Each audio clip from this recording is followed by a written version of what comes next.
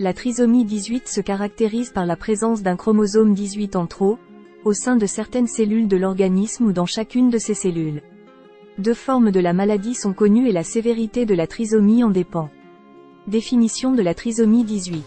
La trisomie 18, également appelée syndrome d'Edwards, est une maladie causée par des anomalies chromosomiques.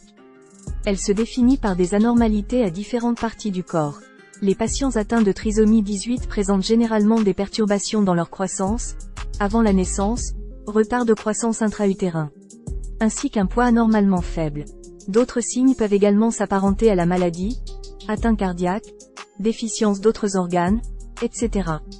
La trisomie 18 regroupe également d'autres caractéristiques. Forme anormale du crâne de l'enfant, petite mâchoire et bouche étroite ou encore poignée rentrée et les doigts qui se superposent. Ces différentes atteintes peuvent être vitales pour l'enfant. Dans la majorité des cas, un enfant atteint de trisomie 18 décède avant la naissance ou avant son premier mois. Les individus survivants après le premier mois présentent généralement des déficiences intellectuelles importantes. Le risque trisomique est associé à la grossesse d'une femme de n'importe quel âge.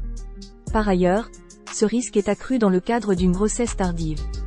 Deux formes spécifiques de la maladie ont été décrites.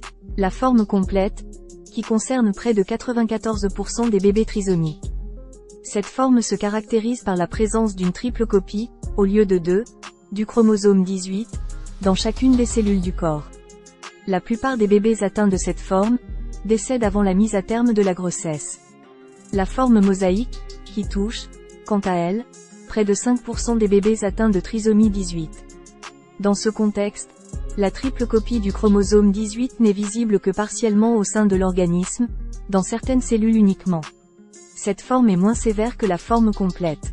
La sévérité de la maladie dépend donc du type de trisomie 18 ainsi que du nombre de cellules contenant un exemplaire du chromosome 18, en sus. Les causes de la trisomie 18. La majorité des cas de trisomie 18 résultent de la présence d'une triple copie du chromosome 18, au sein de chaque cellule de l'organisme, au lieu de deux copies. Seulement 5% des individus atteints de trisomie 18 ne présentent un exemplaire de trop, au sein de certaines cellules uniquement. Cette minorité de patients sont notamment moins enclins au risque de décès avant la naissance, ou avant le premier mois de l'enfant. De fréquence plus rare, le bras long du chromosome 18 peut s'attacher, transloquer, à un autre chromosome durant la reproduction cellulaire ou encore durant le développement embryonnaire. Ce qui conduit à la présence de la double copie du chromosome 18, couplée à la présence d'un chromosome 18 supplémentaire, et donc à 3 chromosomes 18. Les patients atteints de cette forme particulière de trisomie 18, présentent des symptômes partiels. Qui est touché par la trisomie 18 ? Le risque de trisomie 18 concerne chaque grossesse. Par ailleurs, ce risque est accru plus l'âge de la femme enceinte augmente. Évolution et complications possibles de trisomie 18. Dans la majorité des cas de trisomie 18, le décès de l'enfant avant sa naissance, ou courant le premier mois, y est associé. Dans le cas où l'enfant survit, des séquelles peuvent être visibles. Retard de développement de certains membres ou organes, déficiences intellectuelles, etc. Les symptômes de la trisomie 18.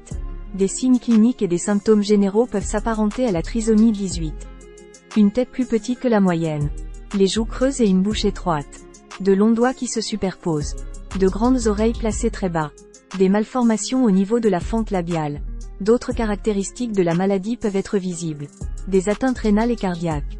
Des refus de s'alimenter, conduisant à des déficiences dans le développement de l'enfant. Des difficultés respiratoires. La présence d'hernie au niveau de l'estomac. Des anormalités au niveau du système squelettique et notamment au niveau de la colonne vertébrale. Des difficultés d'apprentissage importantes. Les facteurs de risque de la trisomie 18. Le facteur de risque relatif au développement de la trisomie 18 relève de la génétique. En effet, la présence d'une triple copie du chromosome 18, au sein de certaines cellules uniquement ou encore au niveau de chaque cellule de l'organisme, peut conduire au développement d'une telle pathologie. Aucun traitement de la trisomie 18 n'est actuellement connu. La prise en charge de cette maladie est effective par une équipe de santé, pluridisciplinaire. Des traitements peuvent néanmoins être prescrits, et ce dans le cadre d'atteintes cardiaques, d'infections, ou encore de difficultés pour s'alimenter. La kinésithérapie peut également faire l'objet d'une prise en charge de la trisomie 18, particulièrement si les systèmes musculaires et osseux sont impactés.